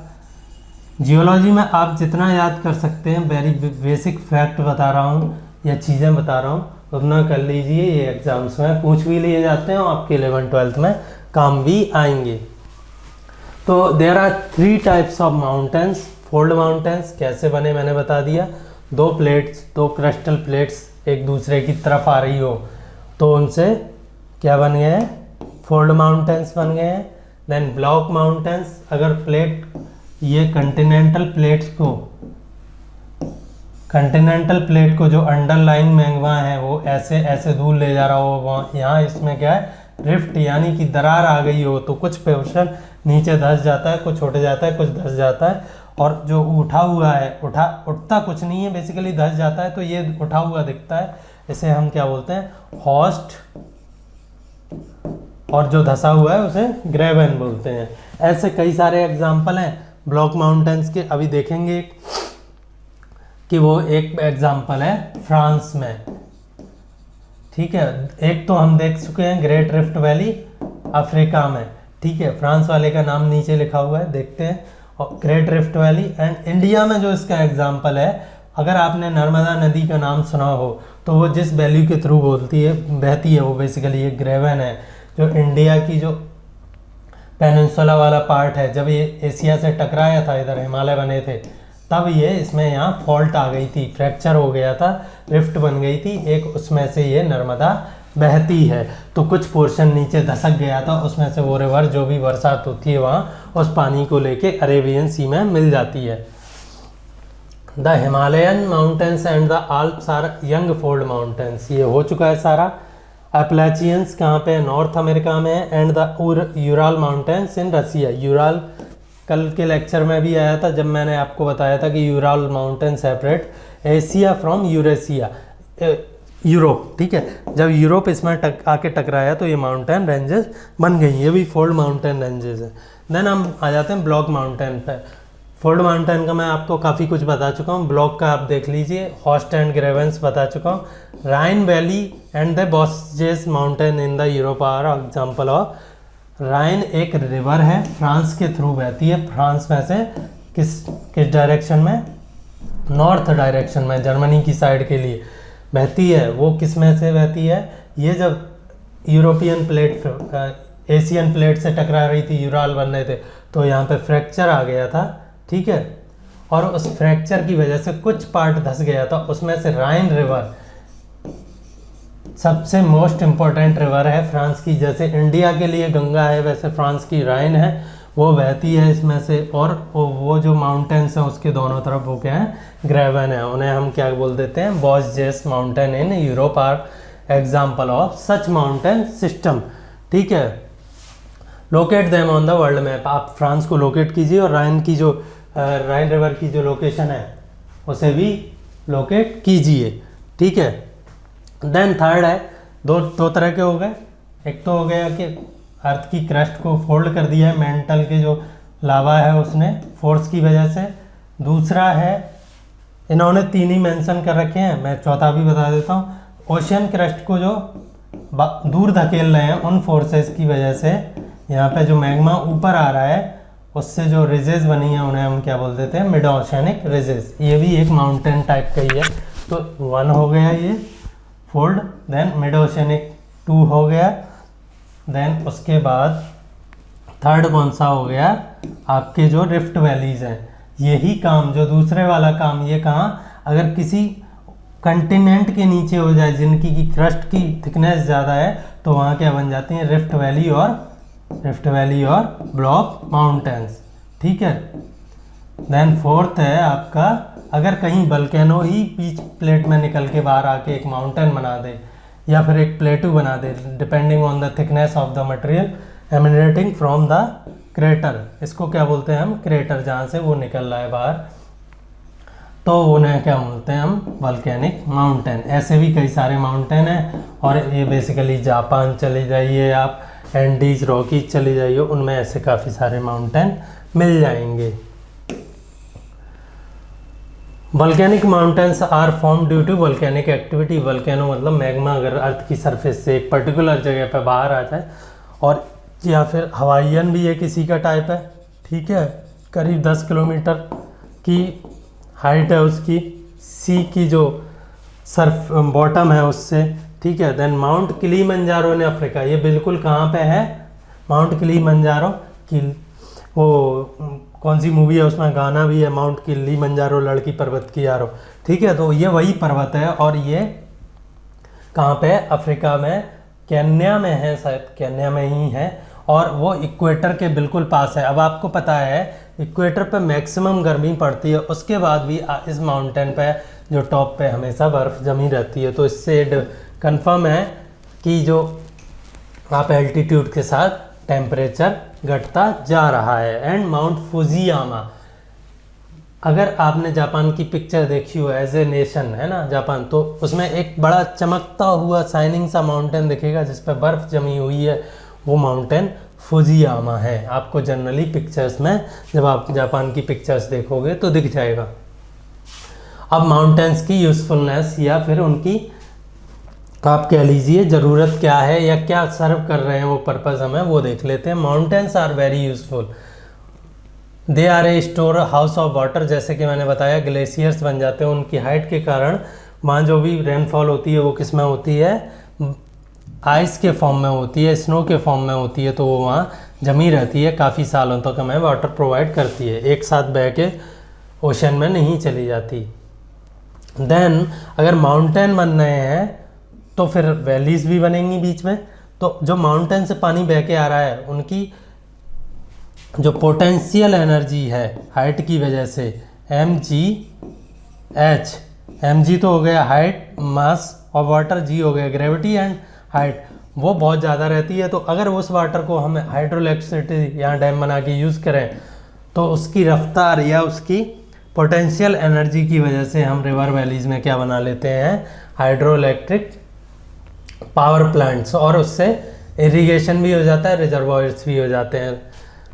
फर्दर अगर इनको हम टेरेसेस बना दें तो यहाँ खेती भी हो जाती है। आपने अगर कभी थाईलैंड वगैरह की पिक्चर देखी हो या उत्तराखंड वगैरह की, तो उनमें देखिएगा, आप घूमने जाइएगा तो माउंटेन्स ऐसे हैं, ऐसे ऐसे खेत बना रखे हैं जिससे कि पानी एकदम बह के नीचे ना जाए। And they support various variety of flora and fauna. Flora मतलब जो प्लांट किंगडम वाला पार्ट है, फोना मतलब एनिमल वाला पार्ट है, तो वो भी वो सपोर्ट करते हैं। द फॉरेस्ट, क्योंकि माउंटेन्स थोड़ा रफ टेरेन होते हैं, तो अभी इंसानों ने उनको ज़्यादा एक्सप्लॉइट नहीं किया, तो उन पर फॉरेस्ट भी हैं, तो वो भी हमारे यूज़ के हैं ही। पता है आपको फॉरेस्ट का तो लोग क्या क्या कर लेते हैं। देन ये फुजियामा की पिक्चर दे रखी है वल्केनिक माउंटेन की, और ये वल्केनिक माउंटेन को, वल्केनिक को दिखा रखा है। ये किसी भी टाइप का, ऐसे भी स्लोप हो सकता है इसका, स्टीप भी, अगर ये कैसा है, एसिडिक है या फिर थिक है लावा। अगर ये थिन है ना, पानी जैसा है, मोर ऑफ ए लिक्विड, तो फिर ये मोर ऐसी सीटों में स्प्रेड करेगा, और इससे हवाई भी बनाए जो थिन वाले हैं, उससे हवाईयन भी बनाए, और उसी से हमारा जो डेक्कन प्लेटू है वो भी ऐसे ही लावा, बेसाल्टिक लावा से, बेसिक लावा से बना हुआ है, जिसमें मैग्नीशियम ज़्यादा है। Mountains provide an idyllic site for tourism का होता है, जैसे स्कीइंग वगैरह कितनी बॉलीवुड मूवीज़ में यूरोप जाते हैं बेवकूफ़ लोग इसको स्कीइंग करने को, है ना, कि माउंटेन पे बर्फ़ जमी होगी स्लोप पे और हम वहाँ करेंगे। ये सारा हमारे कश्मीर में भी मिलता है, वहाँ भी जा सकते थे वो लोग। Several sports like paragliding, hang gliding, river rafting and skiing. River rafting वगैरह आप ऋषिकेश वगैरह चले जाइए तो इजीली मिल जाएगा। तो ये सम ऑफ द टूरिज्म है माउंटेन से। अब आ जाते हैं हम प्लेट्यू पे। Plateau is an elevated flat land. मैंने बताया कि या तो दो प्लेट टकरा रही हैं, एक प्लेट दूसरे के नीचे जा रही है क्रस्ट की, तो ये वाला पोर्शन इसके नीचे जाने की वजह से उठ जाएगा, जैसे तिब्बत का प्लेट्यू है ना, हिमालय के साइड, और ये वाला तो पूरा माउंटेन बन जाएगा जो कि हिमालय है। एक तो प्लेट्यू की फॉर्मेशन ये हो गई, प्लेट्यू क्या है उससे पहले हम उनकी फॉर्मेशन देख लेते हैं। दूसरा क्या हो सकता है कि ये मान लो प्लेट है और इसमें बीच में एक वल्केनो निकला, फिजर लंबे प्लेट की पूरी लेंथ के लिए, है ना, उसने बिल्कुल मोल्टेन लावा इस पर बिछाता गया लेयर्स। मान लो 10 साल के लिए एरप्ट हुआ या 100 साल के लिए एरप्ट हुआ, फिर बंद हो गया, फिर 200-250 साल बाद फिर एरप्ट हुआ, और ऐसे ऐसे बिछाता गया और इस पूरे लैंड को इसने ऊंचा कर दिया, जैसे कि डेक्कन प्लेट्यू। तो फिर ये क्या बन जाएगा, प्लेट्यू बन जाएगा। तो प्लेट्यू की फॉर्मेशन हो गई। तो ये क्या है, plateau is an elevated flat land, it is a flat top table land. Table land क्या है, क्यों टेबल लैंड बोलते हैं, टेबल का और चेयर में डिफरेंस क्या है, चेयर एकदम से उठती है, थोड़ा सा सरफेस एरिया होता है फिर ख़त्म हो, लेकिन टेबल क्या होती है, एकदम से उठती है, काफ़ी बड़ा सरफेस एरिया फिर ख़त्म होती है। तो टेबल लैंड आप बेसिकली टेबल से लिया गया वर्ड है ये, जिसमें कि जो लैंड फॉर्म है उसका शेप किसकी तरह रहता है, एक टेबल की तरह रहता है। Standing above the surrounding area, जो कि सराउंडिंग एरिया से ऊंचा है। ए प्लेट्यू में हैव वन और more side with steep slope. तो कुछ तो इसकी स्लोप्स ऐसे हो सकते हैं जैसे हिमालय की साइड है कम स्टीप वाले, कि हिमालय से उल्टा है, तिब्बतन प्लेट्यू के लिए नेगेटिव स्लोप है, और कुछ इसके बहुत स्टीप स्लोप भी हो सकते हैं। हाइट वेरी करती है from few hundred metre to several thousand metre. Few hundred metre, Deccan plateau की अगर हाइट है ऑन एन एवरेज हाइट लोगे तो आप 400 से 300, 400 से मैक्सिमम 500 मीटर मिलेगी आपको डेक्कन प्लेट्यू की एवरेज हाइट। ठीक है, डेटा एक्यूरेट नहीं है पर करीब इतना है। वहीं आप तिब्बतन प्लेट्यू की लोगे तो वो 3 से 4 किलोमीटर की मिलेगी, मतलब 3000 मीटर टू 4000 मीटर। और भी पामीर का अगर नोट लोग, पामीर जो प्लेट्यू है वो उसकी हाइट एवरेज हाइट 4000 किलोमीटर से भी ज़्यादा है, जितने कि हमारे यहाँ सेंट्रल इंडिया में या पेनिनसुलर इंडिया में क्या नहीं है, माउंटेन्स नहीं है। तो ये डिपेंड करता है हाइट कितनी भी हो सकती है। प्लेट्यूज लाइक माउंटेन्स में भी यंग और ओल्ड। ये यंग और ओल्ड क्या रहता है, मैंने आपको बताया था कि अरावली कितना ओल्ड है, 2.7 बिलियन ओल्ड, रियली ओल्ड है ना। और हिमालयाज की फॉर्मेशन स्टार्ट हुई थी सिर्फ 26 ये billion old, billion years, 2.7 billion years. और ये हिमालयाज की फॉर्मेशन हुई थी सिर्फ 26 मिलियन ईयर्स अगो, जब ये एशिया से टकराना इंडिया वाला पार्ट शुरू किया था। तो इन्हें यंग फोल्ड माउंटेन्स बोल देते हैं, जो करीब 500 million years, sorry 50 million years के ड्यूरेशन में बने हो। प्रेजेंट से पास्ट में मैक्सिमम इतने ड्यूरेशन से चल रहे हो, या 100 भी मान लो, एज सच कोई बाउंड्री नहीं है कि इतने से हम ओल्ड बोलेंगे, इतने से हम। कंपेरेटिवली ये यंग है, हिमालयाज, एंडीज, अरावलीज वगैरह ओल्ड है। ठीक है, तो ये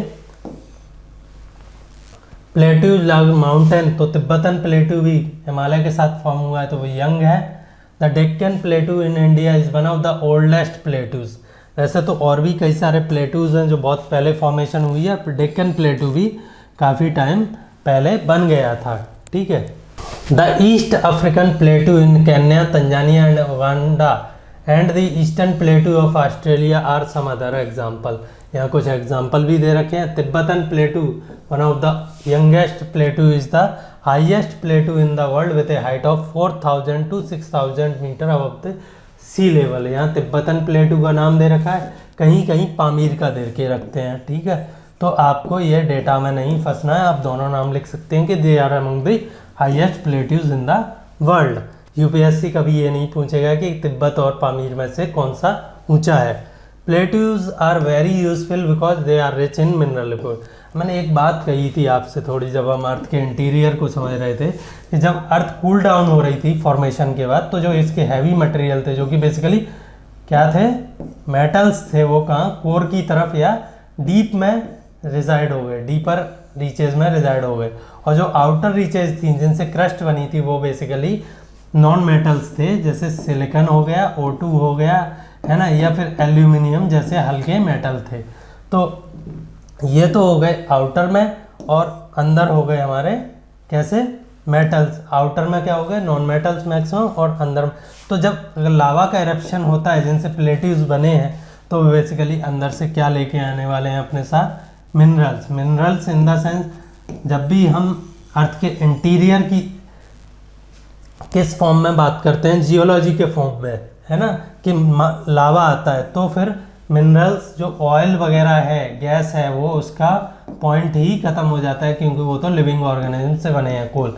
तो मिनरल्स की बात कर रहे हैं, तो यहाँ हम बेसिकली जो मेटल्स हैं उनकी बात कर रहे हैं, चाहे वो आयरन हो, मैंने बताया कोर किसकी बनी है, आयरन और निकेल की, चाहे वो आयरन हो, Fe हो, एल्यूमिनियम तो खैर सरफेस पे भी मिल जाता है, गोल्ड वगैरह हो, हैवी मेटल हो, मॉलिब्डेनम हो, वो सब के सब, क्योंकि प्लेट्यू में जो मटेरियल आ रखा है वो कहाँ से आ रखा है, अर्थ के इंटीरियर से, तो वो सब के सब ज़्यादा मिलते हैं। डेक्कन प्लेट्यू हो, या वो छोटा नागपुर का प्लेट्यू हो कहाँ, झारखंड में, या वो रांची का प्लेट्यू हो, या वो कुद्रेमुख हिल्स हो कर्नाटका में। ये कुछ नाम बिल्कुल याद रख लीजिए प्लीज़, आगे काम आएंगे जब आपको मैं रिसोर्सेज करवाऊंगा। तो यहाँ पे ये मिलते हैं, मिनरल्स ज़्यादा मिलते हैं, क्योंकि वहाँ वो जो लावा आया था वो ज़्यादा मिनरल्स मेटल्स नीचे से लेके आया है।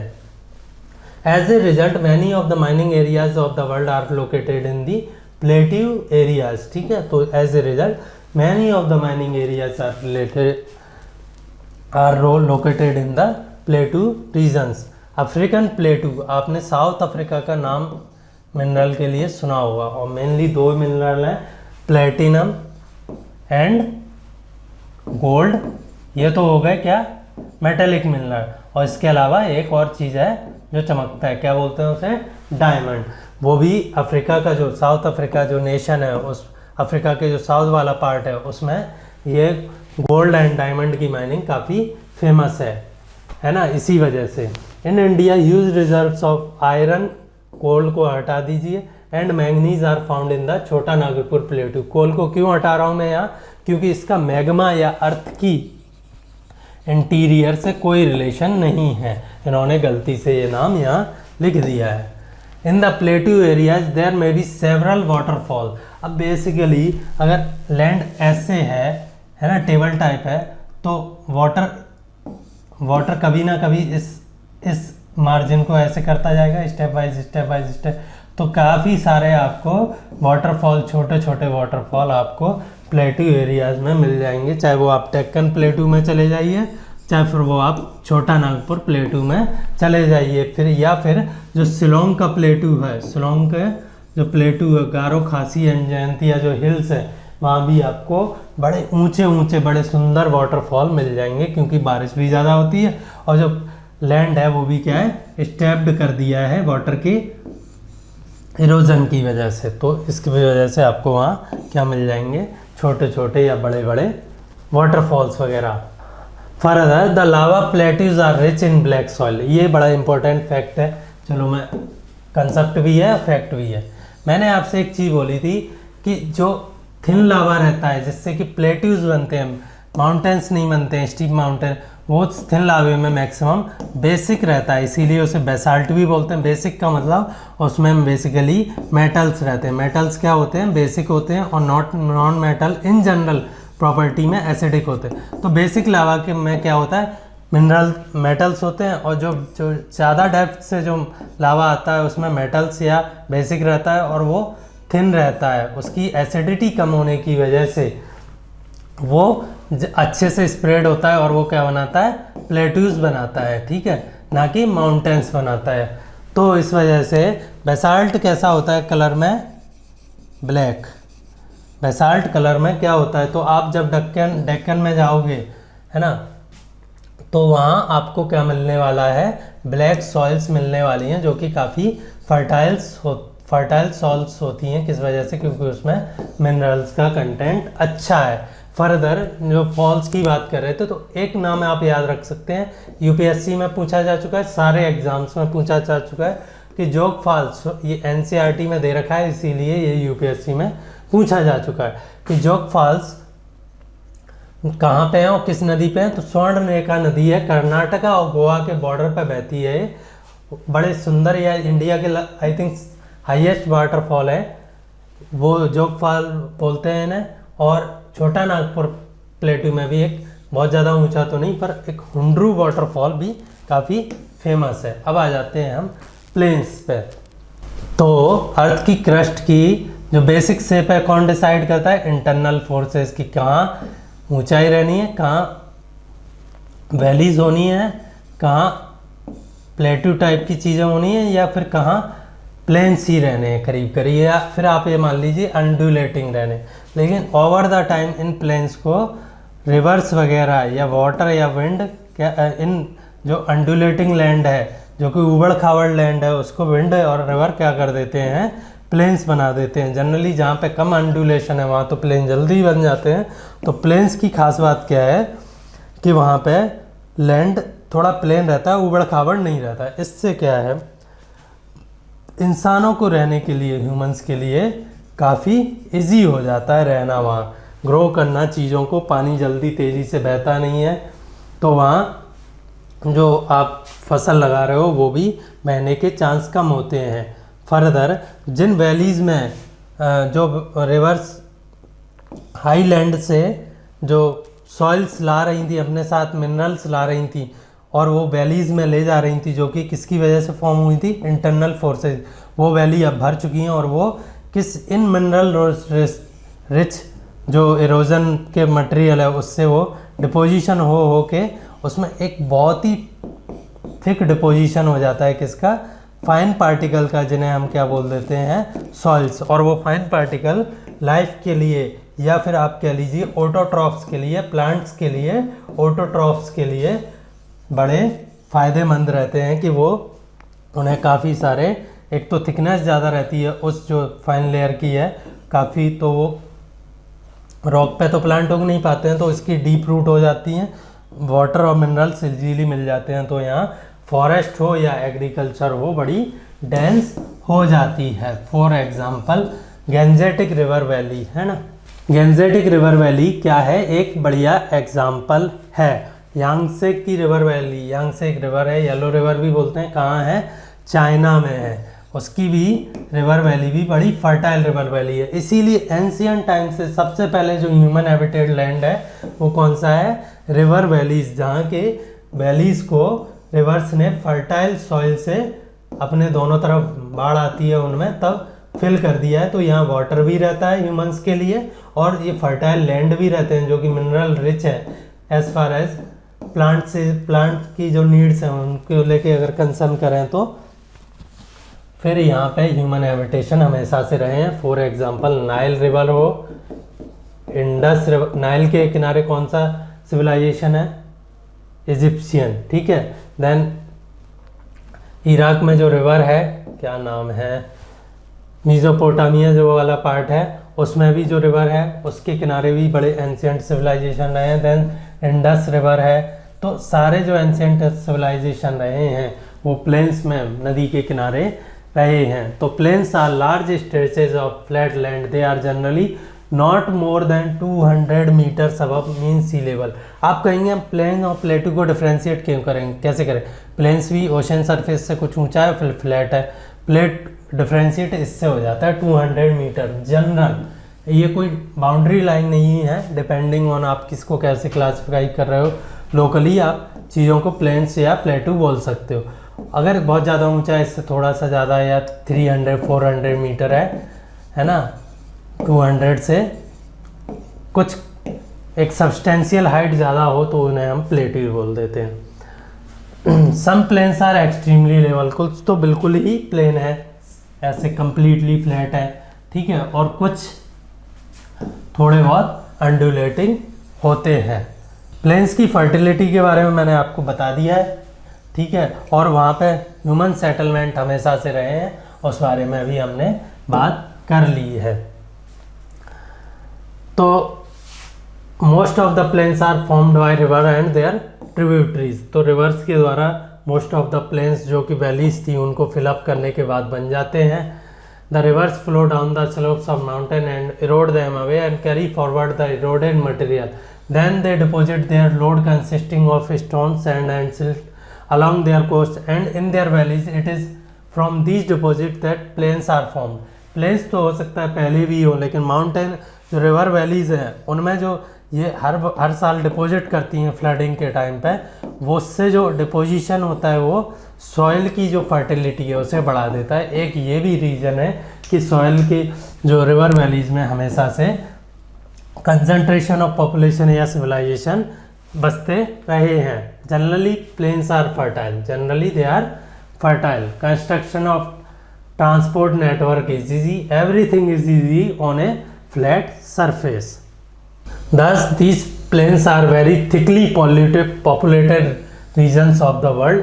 Some of the largest plain made by the rivers are found in Asia, North America and China वगैरह एशिया में ही आ जाएगा, ठीक है, और इवन यूरोप और अफ्रीका में भी। अफ्रीका में नाइल हो गई, ठीक है, नॉर्थ अमेरिका में मिसिसिपी हो गई। अमेजन का जो रिवर वैली है या जो फ्लैट प्लेन है अमेजन रिवर के अराउंड, वो अभी एक्सप्लॉइट नहीं किए गए हैं। देन अफ्रीका में कॉन्गो हो गई, उसको भी अभी एक्सप्लॉइट नहीं किया गया है। और एशिया में गैंजेस हो गई, गंगा, ब्रह्मपुत्र और यांगजे। यांगजे कहाँ है? चाइना में है। येलो रिवर भी बोलते हैं, रिवर ऑफ सॉरो, जैसे हमारे यहाँ है वैसे यहाँ भी ये बाढ़ की प्रॉब्लम तो करती ही है reverse. So rivers are among the densely populated regions in the world simply because they are easy to live in, और वहाँ पे वाटर की भी अवेलेबिलिटी होती है और किसकी, न्यूट्रिएंट्स की भी अवेलेबिलिटी होती है जो कि उन्हें फर्टाइल बनाती है। देन लास्ट है हमारा land forms and the people. तो बताया मैंने आपको कि अगर आप माउंटेन्स में रह रहे हो तो आपके लिए life is like a tough thing, है ना। अगर आप वहीं प्लेन्स में रह रहे हो, plains provide much better condition. It is easy to grow crops, build a house or a road in a plain than a mountain. Can you point out some of the difference in the way people live on the different kinds of landforms? Desert से लेके, है ना, high mountains, low mountains, then जो snow वाले areas हैं जहाँ mountains हो या ना हो, हायर लैटिट्यूड्स पे हैं, उनमें जो रहने वाले पीपल हैं, प्लेन्स में जो रहने वाले पीपल हैं और फॉरेस्ट में जो रहने वाले पीपल हैं, उनकी सबकी अपनी अलग लाइफ स्टाइल होती है। Sometime natural calamities such as earthquake, volcanic eruption, storms causes a huge destruction, huge loss of life and property takes place. By creative awareness about such incident, we may lower the risks. ठीक है, आप किस zone में हैं earthquake के, आप किसी plate की बाउंड्री पे सेट करते हैं, क्या वहाँ कोई वोल्केनो आने के चांसेस हैं, क्या वहाँ अर्थक्वेक आ सकता है, या वहाँ फ्लड आ सकती है नदी की वजह से, या वहाँ सूखा पड़ सकता है क्योंकि वहाँ बारिश कम होती है और नदी की भी व्यवस्था नहीं है, या आपने पानी को ज़्यादा यूज़ करने लगा। ये सारी चीज़ों को हम जो आज की मॉडर्न टेक्नोलॉजी है और क्रिएटिव वे ऑफ थिंकिंग है उससे हम कम कर सकते हैं। फॉर एग्जांपल यहाँ देखो, ब्रिज रोप दिया है, रोप ब्रिज दिया है कि मतलब ये क्या है, रोप ब्रिज क्या होता है दिखाता हूँ। ऐसा रोप्स का बना हुआ ब्रिज जो कि माउंटेन एरिया में पहले के टाइम पे जब कंक्रीट वगैरह अवेलेबल नहीं थी, या फिर टेरेन इतना टफ है कि वहाँ पहुँचा नहीं सकते, या कंस्ट्रक्शन कॉस्ट ज़्यादा है और वहाँ लोग कम रहते हैं, तो ये ऐसे ब्रिज बनाए जाते थे।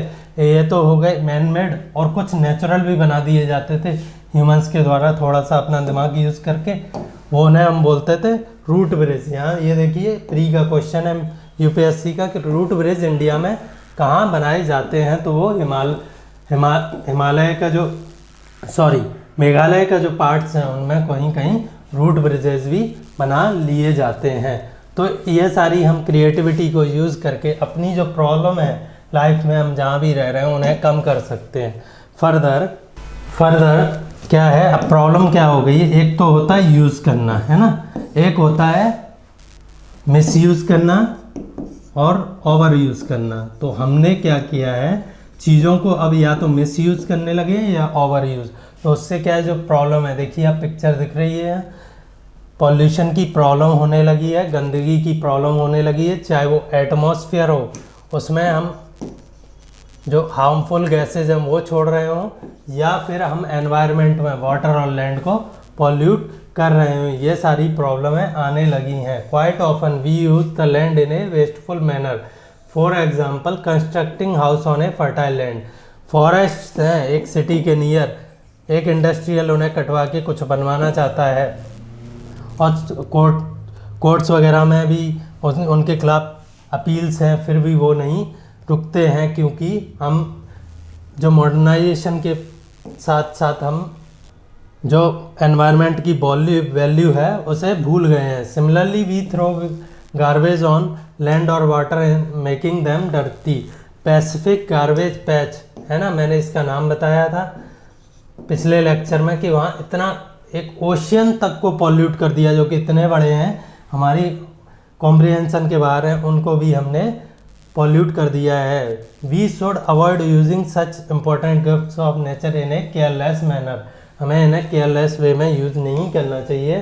The available land is not only for our use, it is our duty to leave the earth to be earth a better place for future generation. जो आने वाली जनरेशन है, हमारे जो बच्चे होने वाले, हमारी जो फ्यूचर्स को, हमारी जो जनरेशन को आगे बढ़ाने वाले हैं, या अर्थ पे लाइफ की बात है एज ए होल, अगर वो सस्टेन करनी है तो हमें अपने वेस्ट तरीके सुधारने पड़ेंगे, हमें वेस्ट और मिसयूज़ कम करना पड़ेगा।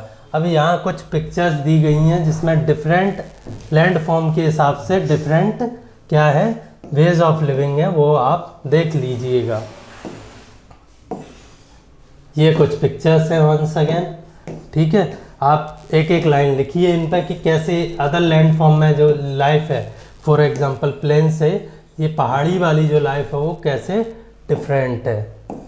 सो this is our lecture number 6 complete होता है। और आप इसके जो क्वेश्चन है प्लीज़ आप उन्हें कीजिए, और मैं ये इसलिए नहीं करवा रहा हूँ अब क्योंकि मैं चाहता हूँ कि आपका फीडबैक मिले, और आपको जो डाउट हो वो आपको कब पता चलेंगे, जब आप क्वेश्चन करेंगे। तो आप ये क्वेश्चन कीजिए, और फिर अगर नहीं आते हैं समझ में तब आपको पता चलेगा कि आपको सब कुछ डाउट है। वैसे तो आपको लगेगा कि आप सब कुछ समझ गए हैं, अगर तब नहीं आते हैं तो प्लीज़ आप कमेंट्स में मुझे पूछिए, और भी कोई चीज़ जो आप पूछना चाहते हैं। पूरा अभी तक जितने चैप्टर कंप्लीट हुए हैं 1 to अर्थ की स्पेस में पोजीशन से लेके, या फिर यूनिवर्स जो एज ए होल हम मानते हैं वहाँ से लेके लैंड फॉर्म तक, तो वो प्लीज़ मुझसे पूछिए। मैं उनका एक डाउट क्लियरिंग सेशन पूरी 6 क्लास की NCERT के जब एंड होगी तब मैं उनका एक डाउट क्लियरिंग सेशन बना दूंगा।